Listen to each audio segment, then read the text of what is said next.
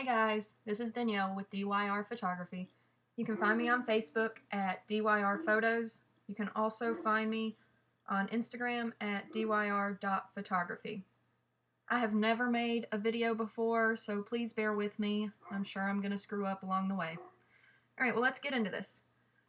So yesterday I posted a picture pretty similar to what you see right now on a photography group I'm a part of, and it got so much love and comments and people were asking for tutorials, so I decided I'd go ahead and make one.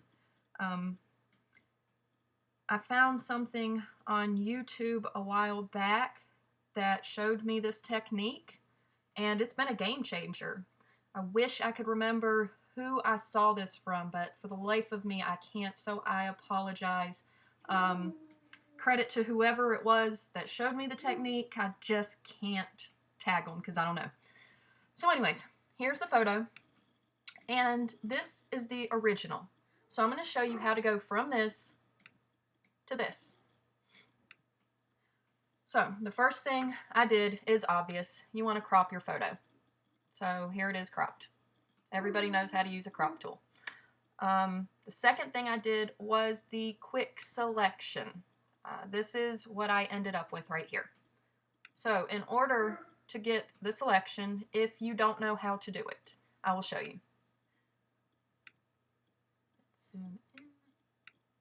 Use your selection tool over here. This is the one I chose to use.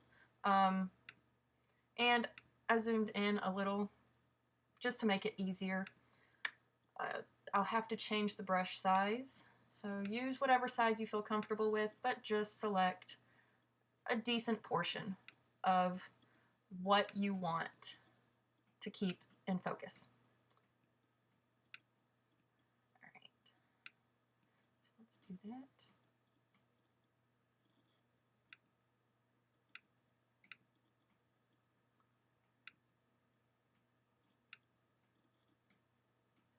Okay, so there we go. We have the selection.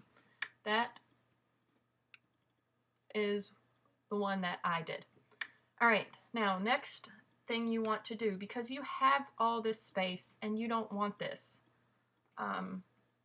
zoom in very, very, very close to these edges. With your selection tool, go to Select, Inverse. You'll want to change your brush size because it's going to be too big. I choose to use a very small one on this because I want it to be accurate. And you can see that this happened. It deselected this part of his hand. If something like that happens, just go back to Select, Inverse, and reselect what you need to keep. It's pretty simple. Then go back to Select, Inverse, and continue to get rid of the pieces you don't want to use, the things you do not want in focus. This is going to be the most time-consuming part. You want to make sure your edges are very close to your object. Otherwise, it's going to be very choppy. So, after all of my refining, this is what I ended up with. As you can tell, it's pretty on point. There are a few little areas here and there. That's okay to me because I'm trying to hurry up and show you guys. Right here, I even did these little details because I don't want this to stay in focus.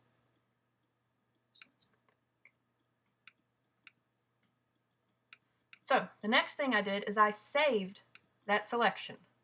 All right, you're going to want to be able to reselect it. So to save it, you do Select. Oh, I'm sorry. You don't do that. To save it, stay on your selection tool, right-click your mouse, your trackpad, whatever, to bring up this screen, and do Save Selection. You can name it whatever you want. I believe I named it Refined Selection. Click OK, and you'll have your selection saved. The next thing I did was I added one of my Greater Than Gatsby actions. I love Greater Than Gatsby. It's very helpful. I would say do not use it as a crutch. It's better to learn how to do some of these things. But for quick edits and when I'm doing multiple pictures, especially things like sports, I want to be able to already have presets that I can go to. So it just makes it a lot easier for me when I'm doing in bulk. Now, if I'm doing a, just a random portrait, then, I'll play around with it and I'll add my own things. But even with the Greater Than Gatsby actions, the majority of the time I still do tons of hand edits. So usually I would have added this in the beginning, but I forgot when I was making this tutorial. So I added the elementary color base on from Greater Than Gatsby. That is from the Innocence workflow. If you're interested in getting it, it's just this first one. I added it. It will add to your entire photo. It'll take your selection away. That's okay. That's why we saved the selection. You can change the opacity to whatever you want. I did mine at 66 just because I liked the way that looked. I reloaded my saved selection because we want to focus on the background now. So, in order to reload it, you do select, load selection, and then go back to what you named your selection. Selection refined, hit OK, and there we go. Now, we want to focus on this background, like I said. It wouldn't let me do what I wanted to do. So I had to merge the visible layers. Layer, merge visible, there you go. Then I did select inverse so that I could have it focusing on the background and my subjects are not going to be touched. In order to get that blur, you go filter, blur gallery. I use tilt shift. I've heard about field blur. I have not tried that yet. That's going to be something that I try next. But I added the tilt shift blur to it. And the area I want in focus is not up here. That's way too high. So I moved it to where I wanted it in focus. Changed the size of it a little. You can change these areas. And then you just put it on whatever blur strength you want. That looks like it's a little much. If you want more in focus, if you want less in focus, it's up to you. Hit OK, and it will blur your background without touching your object. Excuse the lag. I have so much stuff on my computer. All right, so that brought me to this right here. All right, the next thing I want to do is I want to add that color in the corner that I had. And to do that, I used another Greater Than Gatsby action. It's still with the Innocence workflow. I went to the movable color and I went to pumpkin. Play your action. And it's going to bring up a screen that tells you how to use it. Follow the directions.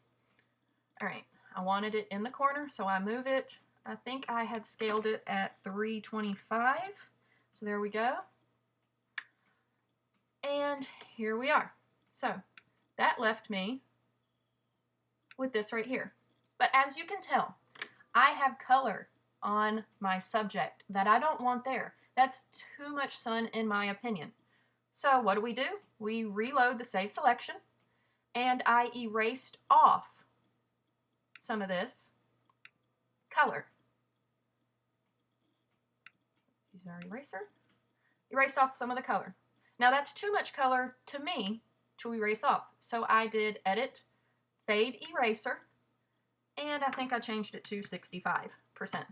And it adds a little bit of color back onto it. So that's what we have.